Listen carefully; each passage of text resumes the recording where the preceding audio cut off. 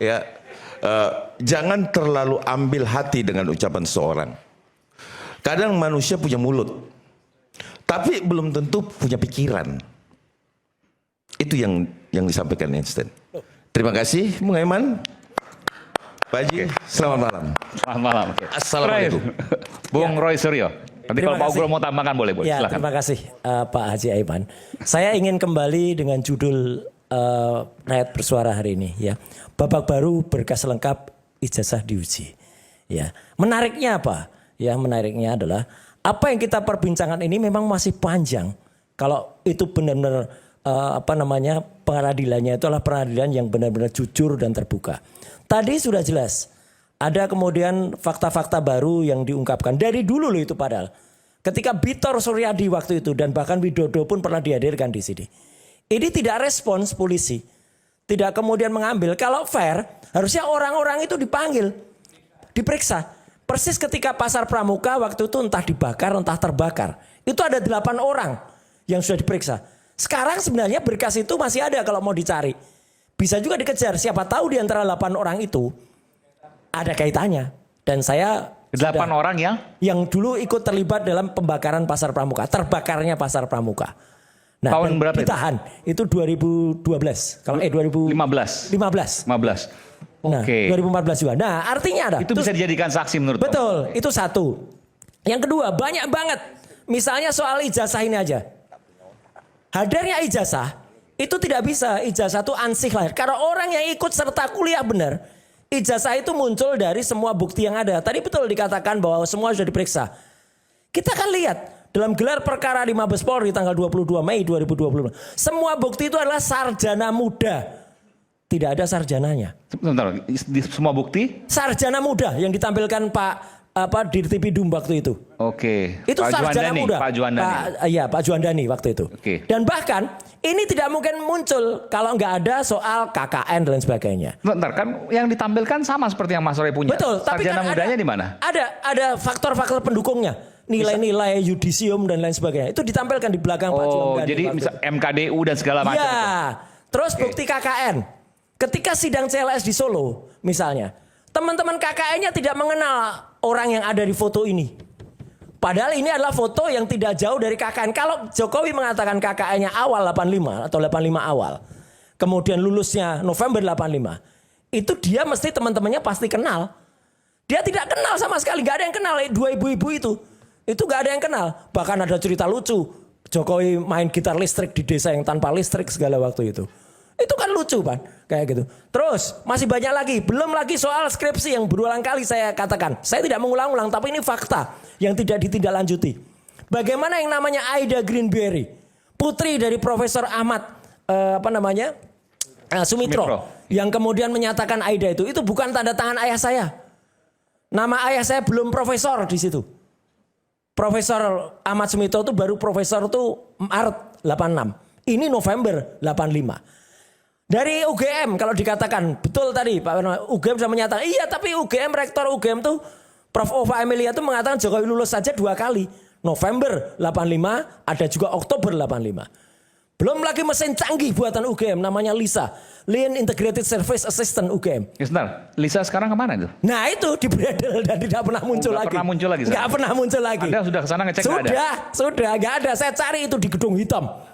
Iya, yang parah banget. Dan ketika kita ngecek ke UI, mesinnya UI, ya itu masih ada informasi itu. Saya, Bang Irwan, kemudian Pak pemilik buku Pak Bunatua, ya jawabannya juga sama. Jokowi tidak lulus.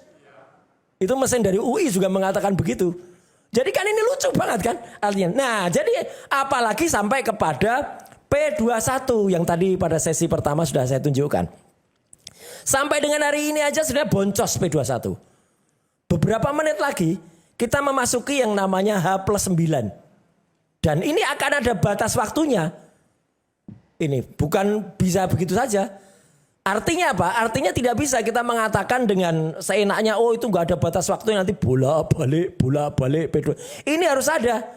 Dan itu kalau nggak ada, tadi makanya saya ulangi Bang Aiman. Kenapa saya tadi menggunakan kaos judulnya Oplos ini?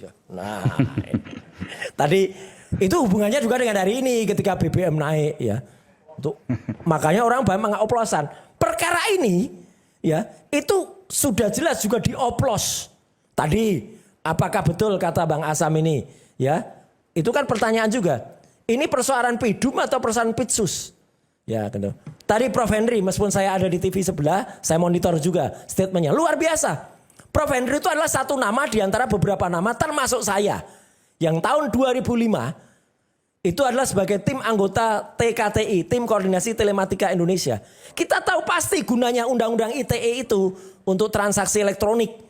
Bukan untuk mempidanakan orang seperti ini. Kok tiba-tiba kemudian digunakan untuk pidana seseorang? Itu kan jelas tidak masuk, Pak Haji Aiman. Ya. Jadi artinya apa?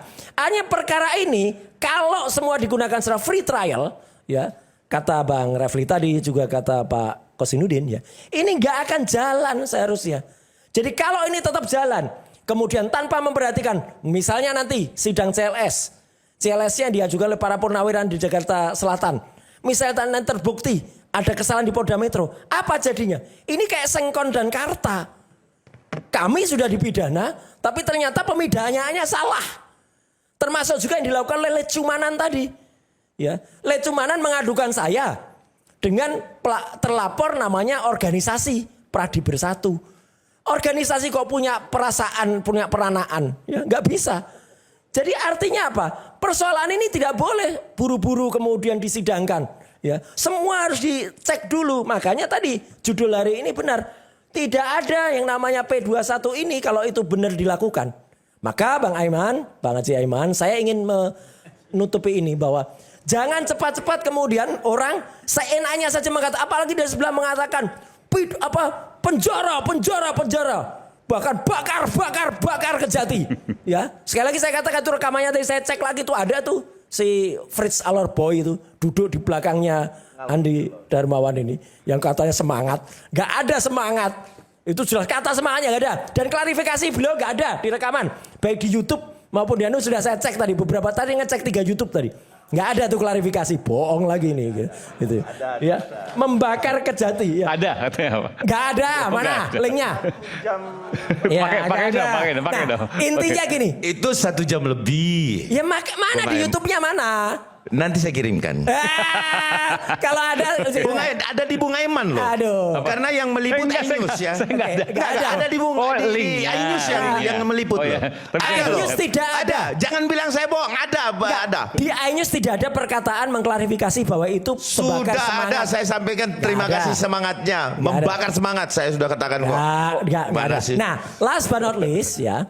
Makanya saya mau bahwa beredar terakhir juga ini silahkan dikonfirmasi tadi di sebelah ya itu terkonfirmasi juga bahwa itu nggak ada kalau Jokowi itu menandatangani surat kalau dia nggak mau datang. Moga-moga itu dilakukan. Maksudnya apa? Jokowi memang harus hadir. Yang di Jakarta Selatan maksudnya? Bukan, ya di Jakarta, bukan di pengadilan yang nanti. Oh nanti, oke. Ya. Itu moga-moga dia tidak seperti biasanya. Dia kan biasanya gitu. Saya hadir tapi tidak. Belok kiri tapi kanan. Sudah tapi belum. Saya punya ijazah asli tapi palsu. Sekian, terima kasih. Wassalamualaikum warahmatullahi wabarakatuh. Ada yang mau tanggapi dulu? Enggak? Oke. Pak Ugro, sedikit aja silakan Pak, tambahan. Buat penutup tausiah dari Pak Ugro untuk kita semua. Enggak, sedikit saja. Jadi surat perintah penghentian penyidikan itu sebelum diterbitkan kan ada dasar RC tadi ya. Iya. Itu biasanya digelar dulu. Kan bukan keputusan satu orang penyidik, itu keputusan gelar. Nah, kalau sudah dihentikan penyidikan, berarti berkas itu tidak mungkin akan maju ke penuntutan atau pengadilan, ya kan? Kenapa? Karena itu sudah memang benar-benar dihentikan penyidikannya.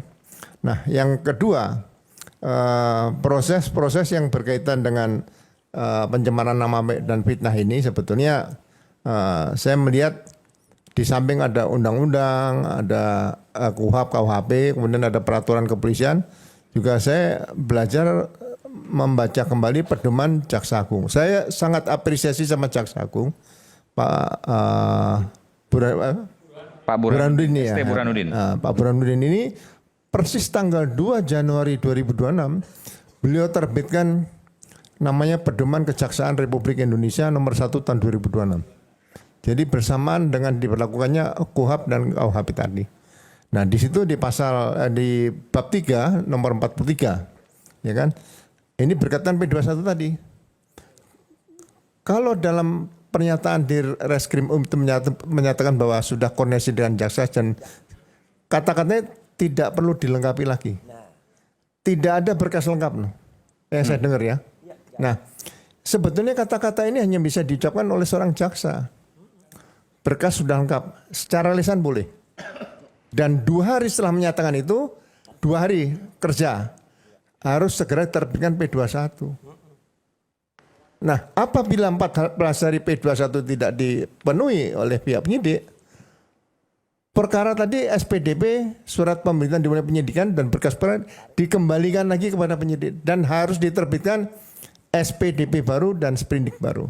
Ini aturan-aturan norma yang harus ditepati semua, ya kan? Jadi jangan sampai bahwa pedoman Jaksa Agung itu tidak berlaku. Ya, Jaksa Agung prestasinya sudah luar biasa. Jadi saya kira hal-hal yang berkaitan dengan aturan waktu 14 hari, 7 hari dan semuanya ini harus dipatuhi. Bayi di kandungan aja 9 bulan lebih 10 hari. Bisa nggak dibikin 18 bulan lebih dari 20 hari? Kan nggak boleh. Ini contoh-contoh saja. Itu saja Mas Haji Aiman ingin saya sampaikan. Terima kasih.